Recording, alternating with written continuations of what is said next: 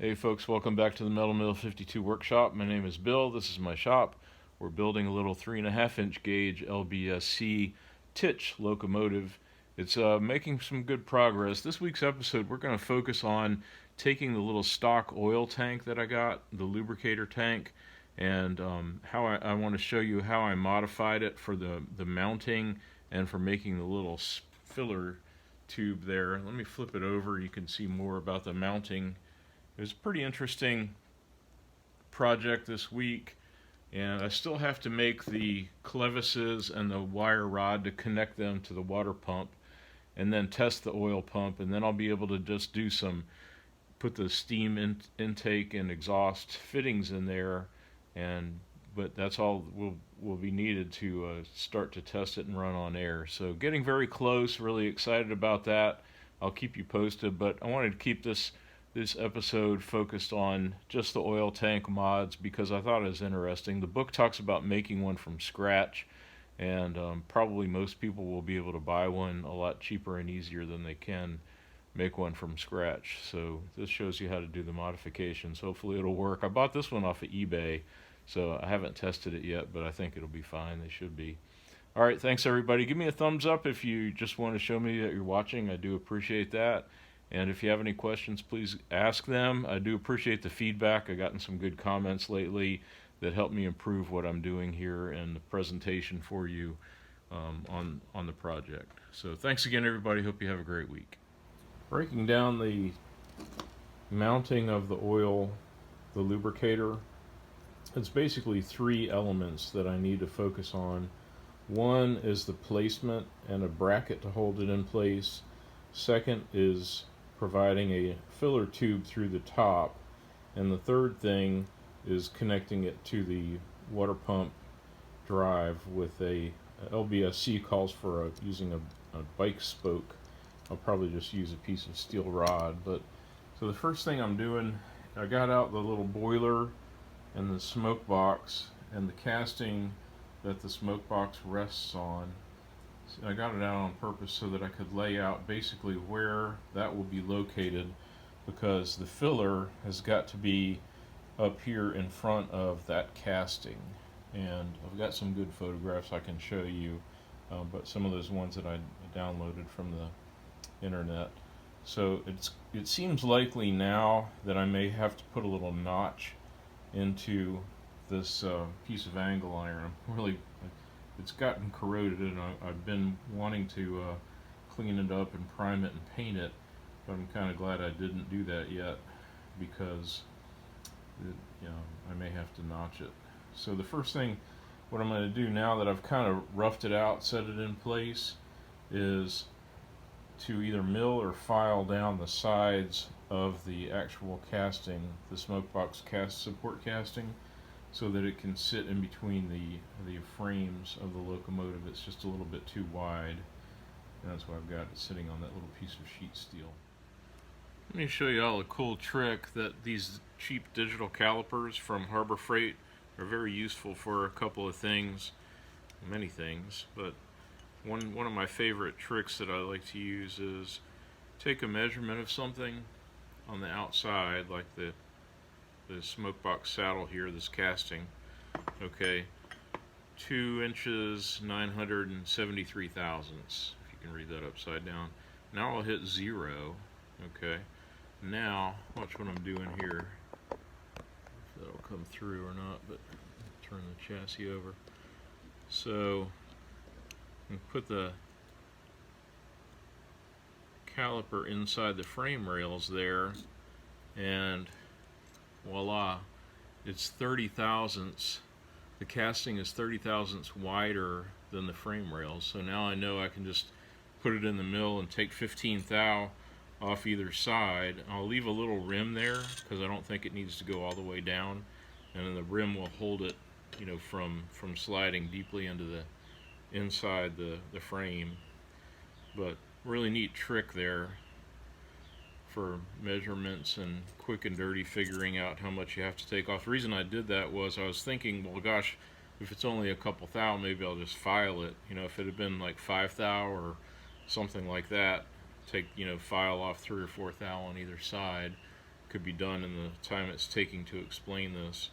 But with 15 thou off either side, that would be a lot of filing. So I'll just, the way I do it anyway, so I'll just put it in the mill and take that off and we'll be good to go. There's the setup I used to hold the saddle casting in the mill. It worked out good. I just took 15 thou off of each surface right here, because this is the part that will go between the frames. So we'll check that and see if it fits. Alright, from the book we get the front of the smoke box saddle for the large boiler. It's supposed to be 1 3/8 from the front of the frames, so if I'm measuring adding an extra 1/8 inch for the bumper, it's 1.5 inches. So I set the milled piece in 1.5 inches back from the front. You can see it here. Let me just show you without the smoke box in place. First, let me show you. I have all these pictures that I printed off the internet. Here's somebody's idea, and I think I'm going to copy it mostly. The lubricator, and then it's bolted right behind the front buffer beam. That's a bottom picture, and you can see here the lubricator filler, nice brass knob just underneath the smoke box, right in front of the smoke box saddle. You can see another picture of it here. It's all, these are all the same locomotive. So, and here's on page 126 of the book, they actually show a schematic with a little filler tube. You can see I need to add the filler tube to my lubricator, but you can see how it's, the whole unit is below the angle iron and mounted to that with a strap, and then the filler tube, in this case it's flush, it doesn't come up above the decking, but I think I'm going to copy that idea of having it come up, because you definitely want to be able to fill in oil. So let me show you, if I take my lubricator, I found a representative, obviously this is not the same thing, but a little scrap brass nut that I had turned. If I sit it there and right below the bumper, down about 1/4 inch, it's going to be just perfect. So I was worried before that there wasn't going to be enough space. Let me do a little side view here. But this is what I mean. I learned this from Fred with making my large Allen Mogul locomotive there. He taught me to always not only consider the one part, but the next part and how the next part is going to fit into it as much as you possibly can. You know, kind of anticipate all the design things. So here's the smoke box set on the smoke box saddle. Kind of cool for visualizing. I'll probably have to open this rim up a little bit so that there's a fit, which would you know, compress the length of this a little bit, but kind of cool. You want to kind of visualize a little bit more about what the locomotive's going to look. Okay, just made up a little mounting plate. Had some 1/16 inch thick brass sheet that I cut, and let me show you a little high-tech holding. Since I just needed to drill 2 holes, I marked out where the holes would be. I bandsawed this out of the bigger piece, marked out where the holes would be, and just taped it to a little block of wood so I could drill the holes. So now I'm going to test fit it. If everything fits, if it doesn't fit, I'll adjust it, you know, bore the holes out a little bit, no big deal. But they're going to go right here on the inside and those 2 lower holes. So I'll test fit it. I took the little button head screws out. I'll try testing it, bolt it into place. If it's all good, I'll take it out of this and around the edges, deburr it a little bit, and get ready for tapping some holes into the body of the boiler. Well, I haven't solved it for sure yet, but I've played with different options, and I do think it's important that I have a little space there for the fastener for the coupling. These are the coupling pieces that came with the set of castings. So I think there's a purpose for that hole there. I mean, I could make a mount on the outside, I suppose. That's one alternative. But either that or put a notch in the bottom of the saddle casting, which that's not a big deal. I mean, that the saddle casting doesn't serve such an enormous purpose, and I noticed that LBSC even talked about notching it for making room for the steam passages. In case you all think I'm obsessing about the location of the lubricator, there's one more thing that's relevant to the discussion, is the placement of the oil, or excuse me, the steam intake here. And this is very interesting to me. I've got the saddle set on right at 1.5 inches back from the front, and it kind of crowds that steam inlet tube there, and certainly it would have to, you know, it's not going to hurt a thing, is what I'm trying to say, to cut out the bottom of that casting to make room for the lubricator. So that's all good. It's definitely going to have to get cut out. I'm going to flip this. Let me see. I'm going to reset and I'm going to show you the bottom view here. Here's the bottom view of the lubricator, the brass strap, and the steam inlet in place there. So you can see, I mean, there's barely 1/8 of an inch of room in between the lubricator, and there's just no room for it to go back. There's another interesting consideration is going to be the loop-de-loop that I'll have to make with the copper but the copper connection. But we've kind of known about that all along. It'll be interesting to see that 1/8 inch copper bend. Here I scribed a line across the top of the lubricator lid. That's where the front of the saddle for the smoke box will be. And I marked the center of it here with this little line. And I put it in, I measured up 1/4 of an inch and along this same center line and made a spot where this will be the center of the 5/16 inch filler hole. So that'll work out good. Alright, now that I had the position determined, I took it all apart. I scraped off the powder coating or black paint that's on the outside there. I marked and drilled now just with this, using the universal pillar tool, which I am getting some work out of and really excited about that. I drilled it with a number 55 drill here, and now I'm getting ready to tap for some 080 holes, because I've got some 080 little brass screws that I can use to hold this in place. My plan is to use the screws and then take it all apart, clean it, and then just soft solder it. Soft solder is plenty strong, and it'll be a low temperature, so I shouldn't mess up anything else with the existing case. Get a better shot of the pillar tool. Again, I'll say it again, I am so glad I made this thing. It's come in so handy for things like this. This is a size 080 tap. There, I'm tapping in the second hole, so using the little tapping head, and it's worked out great. Okay, here's the lubricator with the little screws installed. This is how small the screws are. This is like model railroad supply stuff. I got it at a local hobby shop that has since gone out of business, sadly. And here's that's how small the screwdriver is to drive these in. But again, the whole idea is just to hold this thing in place, make a little bit of mechanical contact while I soft solder it, and I'm pretty confident of that. What I did, in case you're worried, before I drilled and tapped the holes, if I can get this lid off, there we go. I did pack it with some ripped up old t-shirt just to protect the gears and whatnot. Didn't want to get any swarf inside there, so it's good to go. Late tonight, tomorrow we'll take this all apart, clean it, get the crazy glue off, and we can soft solder that in place. I've taken off the glue, scraped it all off, sanded it down, put flux in there, and I've got pieces of soft solder, just ordinary plumbing soft solder that I've smashed and put in the flux, and it's all screwed back together. And I soaked some cotton rags in water and stuck them in the center there to keep the innards cool. So I'm going to solder it together now with soft solder. Okay, that was easy. As with any soldering, the trick is in cleaning, and I use the acetone, then sandpaper, get it super clean, and then the flux.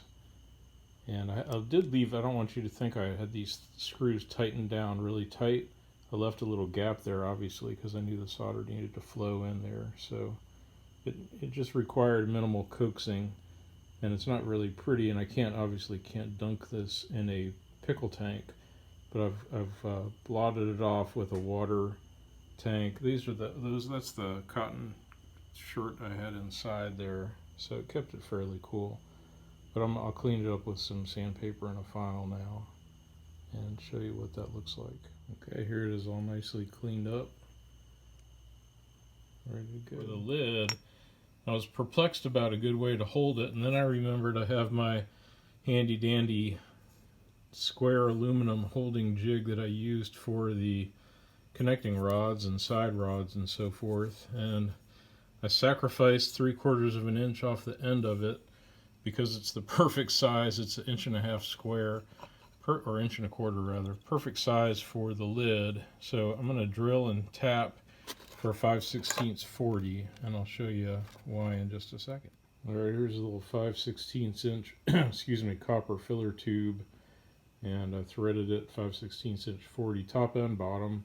I drilled and tapped the lid for 5/16 40, obviously, and then I scraped away with a penknife most of the black paint and cleaned it with some acetone, some 400 grit sandpaper, and put some flux on, and getting ready to soft solder that in place right now. Okay, the soldered little pipe on the lid came out really good. Beautiful. Much prettier than I was expecting, and it did go through. It's not quite as beautiful on the inside, but nice solid joint. So that's sturdy. My friend Fred told me that there was a British car company that actually used to soft solder drive shaft pieces together, either drive shaft pieces or the tunnels. So anyway, it can be very strong. So tonight everything's good. Tomorrow night I'll make a little lid for that, and let me show you the fit here. There we go. And what's good is the placement.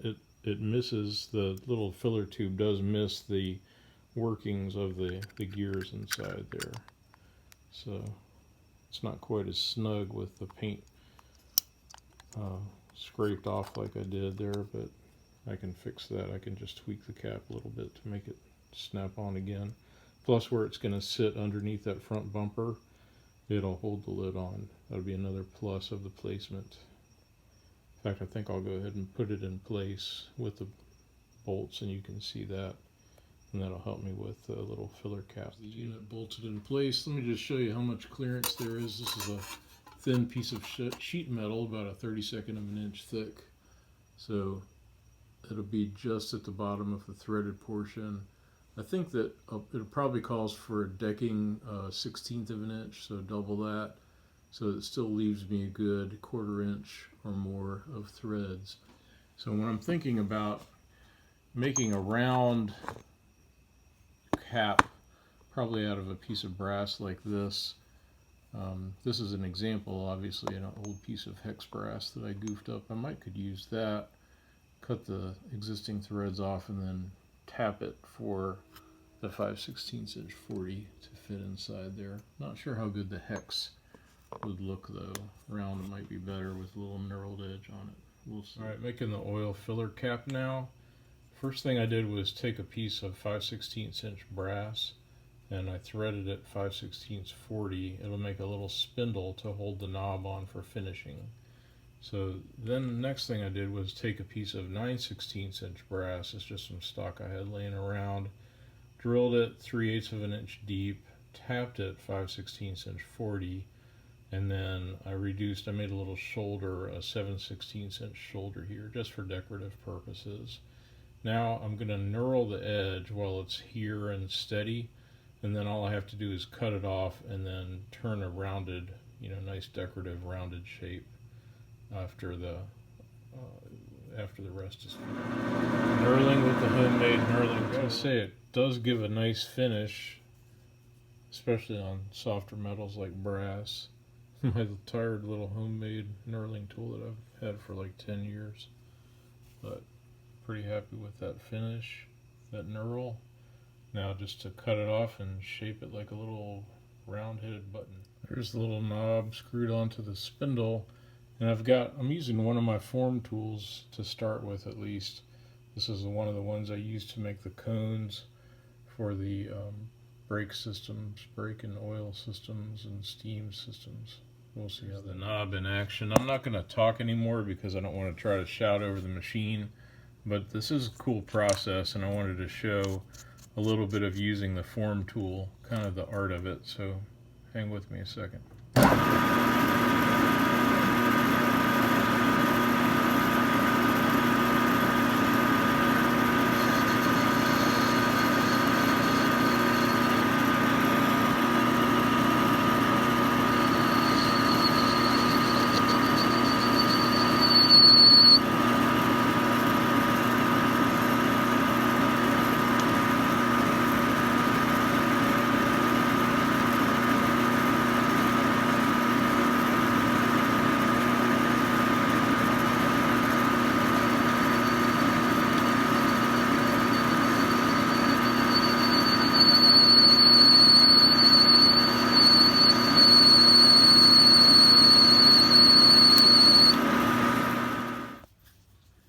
Here's the finished knob. Came out really nice. The overall length is a ½ inch. Now, it occurred to me as I was making this that, it may stick up too high, but that's okay. I mean, I can always reduce the height of it if necessary, but the concern would be if it sticks up too high and interferes with the opening of the smoke box door, which will definitely need to happen, especially if I run this on coal, which everybody advises me to do. If you run it on coal, you're going to have to open the smoke box up a lot to clean out the flues. So there's the installed knob on the copper, and as you can see, it fits perfectly. It goes down to, it would touch if there was an 1/8 inch plate across here. It's a 16th now. That's a tight fit as it is. So pretty pleased with that. Like I said, I can always reduce it in height if I need to, but it's definitely functional, which was the main thing. And it don't look too, I don't know, doesn't look too antique-y train-like, but it doesn't look too much like a scientific instrument either, so we'll see. Happy with it so far.